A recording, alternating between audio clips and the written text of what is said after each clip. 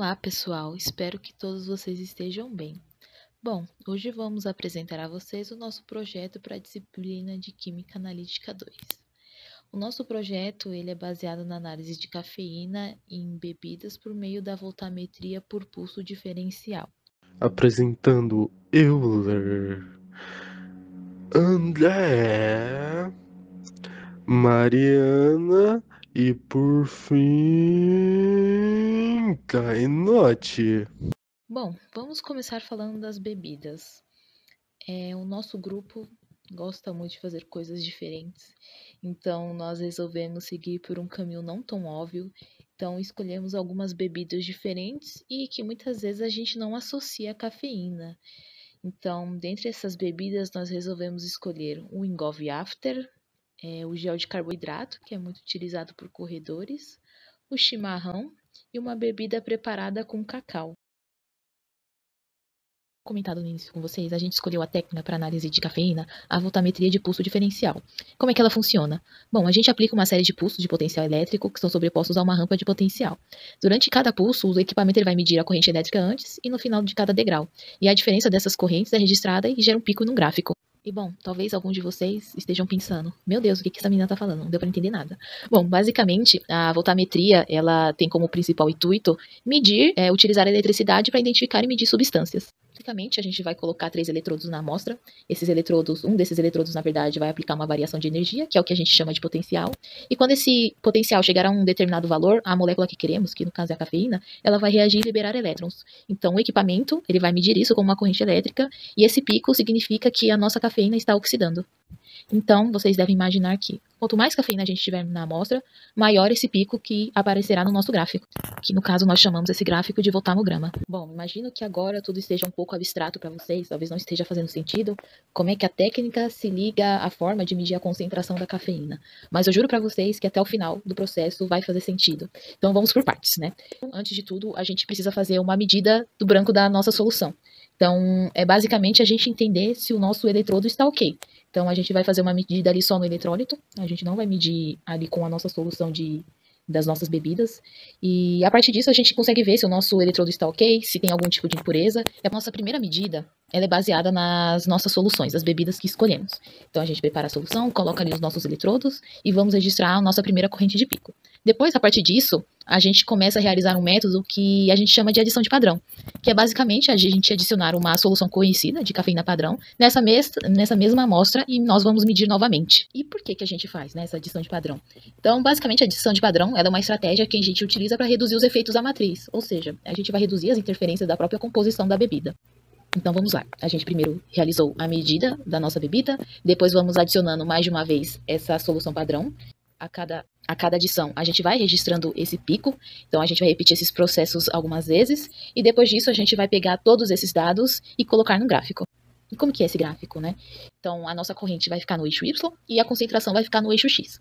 E a partir desse gráfico, a gente consegue nossos dados a partir da equação da reta. Então, ela vai permitir encontrar a concentração da amostra, né, que é dada pelo ponto onde a reta cruza o eixo X, ou seja, então quando o nosso Y é igual a zero. E esse ponto vai representar a concentração original da amostra sem a adição do padrão que a gente fez durante o processo. A voltametria cíclica, ela é ótima, né, quando a gente quer entender como é que uma substância se comporta eletricamente. E a gente consegue estudar os mecanismos, principalmente se essa molécula, essa reação, ela é reversível ou irreversível. Mas apesar da voltametria cíclica ser uma ótima técnica, ela não é tão sensível para quantificar. Tanto que nós fizemos o teste para ambas as técnicas, e então a voltametria por pulso diferencial ela foi muito melhor para a gente conseguir detectar os pulsos da cafeína. E bom, isso se explica porque a voltametria por técnica de pulso diferencial ela é mais sensível e tem a melhor relação por sinal-ruído, então ela é capaz de detectar pequenas concentrações de cafeína. A gente selecionou 4 amostras, né? O gel de corrida, o Engove After, o chimarrão e o cacau. E a gente decidiu separar em 2 tipos de análise. O primeiro grupo é o grupo do gel e do chimarrão. A gente diz que ele é uma matriz mais simples porque se a gente for olhar o rótulo, a gente vai perceber que esses produtos eles só têm glicose, eletrólitos e a cafeína em si, que é o que a gente vai medir quantitativamente. Já o chimarrão e o cacau, ele tem uma quantidade enorme de compostos. Tem taninos, tem polifenóis, e essas substâncias elas têm a tendência de grudar na cara do eletrodo. Especificamente no primeiro grupo, que é do gel e do Engov, a gente decidiu não utilizar o etanol. A gente queria ver o que aconteceria se a gente só trabalhasse com meio aquoso. Já o segundo grupo, que tem a matriz mais, que a gente diz mais complexa, a gente fez uma extração prévia da cafeína para tentar isolar um pouco desses compostos, e aí sim utilizamos o etanol como na célula eletroquímica. Oi pessoal, agora a gente vai pesar esse gel aqui de carboidrato. A gente vai colocar uma parte aqui no becker e vamos pesar, passar depois aqui pro balão, 2,5 gramas desse gel. Aqui nesse gel diz que tem 160 miligramas de cafeína para 60 gramas, tá bom? Então,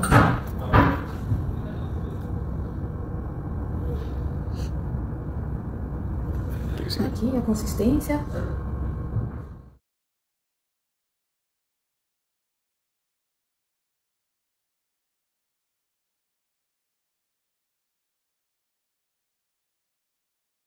Então, no caso a gente está agora tentando dissolver o cacau, que é cocaína. O cacau, por conta das gorduras dele, é um pouco hidrofóbico, mas a cafeína em si, ela tem uma solubilidade boa, tem água. Então a gente espera que com a extração a quente com água, pelo menos extraia um pouco mais melhor da cafeína, sabe? A gente precisa aquecer a solução primeiro para extrair os componentes, por conta que, de novo, a cafeína é muito mais solúvel em água quente do que em água temperatura ambiente. E além disso, é muito importante que a gente faça a filtração dessa solução de chimarrão e cacau, até porque essa amostra tem muitos sólidos em suspensão, né, que são resíduos das folhas, fibras e gorduras. Então a gente faz essa filtração para evitar a obstrução da superfície do eletrodo, que pode gerar um ruído no sinal e pode até estragar o nosso eletrodo, e também, né, evitar interferências físicas que vão dificultar a transferência de elétrons na interface do eletrodo e da solução. Então tudo isso vai melhorar a qualidade da nossa análise e proteger os nossos eletrodos. Esse processo de extração, o diclorometano vai ter um papel fundamental. Antigamente, ainda hoje, né, em alguns casos se usa o clorofórmio, mas o diclorometano é muito mais seguro para a gente utilizar em laboratório, até porque depois a gente faz o aquecimento desse produto. Então, nessa fase, a gente vai fazer uma extração líquido-líquido, né? Porque o diclorometano, para quem não sabe, é um solvente orgânico e a cafeína tem uma alta afinidade por ele, então ele vai extrair a cafeína da fase aquosa e deixar na água os compostos mais polares que estão presentes na nossa solução da bebida de cacau ou de chimarrão, como por exemplo os açúcares, proteínas e outros interferentes. Então essa etapa ela é fundamental para a seletividade da nossa análise. Então, com isso, a gente vai concentrar a nossa cafeína e remover todas as substâncias, né, que pode gerar algum tipo de ruído ou interferência na nossa medida eletroquímica. Então, vamos lá, galera. Por que a gente usa um tampão de fosfato, né? Ou por que a gente usa qualquer tipo de tampão nesse processo? Assim como em qualquer outro processo, a gente utiliza o tampão para manter o pH da solução constante, que é essencial para a gente manter a resposta eletroquímica da cafeína. E principalmente pensando em cafeína, que tem uma matriz muito mais complexa do que outras moléculas, né? E então é muito importante a gente manter esse pH constante e também não pode ser um pH muito ácido nem um pH muito básico. Nesse caso a gente trabalhou com um pH mais ácido e a concentração do tampão ela também não pode ser muito elevada, até porque se a gente tem uma concentração muito elevada, a gente pode provocar precipitação salina, que foi uma coisa que aconteceu em um dos nossos testes. Então a gente utilizou uma concentração baixa e até na literatura é indicado que a gente utilize aí a concentração do tampão por volta de 0,1, 0,2, então vai depender muito. E qual a importância, né, do etanol em todo esse processo? Ele vai ter um papel muito importante na qualidade da nossa análise. Ele vai funcionar como um modificador de meio, alterando as propriedades da solução, principalmente pensando em polaridade, né? Então, ele vai ajudar a reduzir o fenômeno de adsorção da cafeína sobre a superfície de eletrodo. A adsorção é quando uma molécula ela gruda fisicamente na superfície de um eletrodo, então, por interações intermoleculares. Então, quando a cafeína ela absorve no eletrodo, ela vai ficar parcialmente presa lá, o que pode diminuir a quantidade das moléculas livres na solução e, consequentemente, ela vai reduzir o nosso sinal medido, né, que é a corrente elétrica. Então, tudo isso pode prejudicar o nosso processo. Então, o etanol vai ser o principal facilitador aí para que a cafeína tenha boas interações com o nosso eletrodo. E dados sobre a utilização de 3 tipos de eletrodos, né, que a gente utiliza na voltametria e em outras técnicas eletroanalíticas. Então, esses 3 eletrodos são o eletrodo de trabalho, que é um eletrodo de carbono vítreo. Também é utilizado outros tipos de eletrodo, como o eletrodo de boro dopado com ouro. Enfim, há N opções, e aí depende muito de que tipo de análise você quer fazer. Temos também o eletrodo de referência, que é de prata e cloreto de prata. E, por fim, o nosso eletrodo auxiliar, que é de platina. Bem, agora chegou a hora da montagem da célula eletroquímica. E a gente, na célula eletroquímica, a gente colocou 5 ml de etanol e 4,5 da amostra diluída. A célula eletroquímica ela é composta por 3 eletrodos. O eletrodo de referência, que ele acaba definindo qual que é o potencial da nossa reação, que no caso a gente utiliza o eletrodo de prata-cloreto de prata. O eletrodo branquinho é o eletrodo de carbono vítreo, que é o nosso eletrodo de trabalho, que é onde ocorre a reação que a gente tem interesse analítico. E o outro eletrodo, ele é o eletrodo de contra, o eletrodo de contratrabalho, que basicamente ele serve para fechar o circuito e ele ocorre a reação oposta. Se está acontecendo um processo oxidativo, tem que ter um processo redutivo acontecendo também. Como nem tudo são flores, obviamente surgiram dificuldades no meio do processo. Entre elas, a mais chata de lidar foi o processo de adsorção, que é bem comum ao estar com uma matriz complexa. Esse processo diz respeito às moléculas grudarem na face do eletrodo após oxidar e não largar mais, impedindo assim uma nova leitura, ou até mesmo impedindo a leitura da própria cafeína. Pois, como vocês sabem, processos eletroquímicos ocorrem na face do eletrodo. Isso foi complicado ao longo de todas as leituras para todas as amostras, pois a própria cafeína absorve. Mas para contornar isso, polimos o eletrodo de trabalho a cada leitura e utilizávamos etanol para diminuir esse efeito também. Já a difusão, que foi outro problema para a gente, diz respeito à concentração em diferentes partes da solução serem diferentes.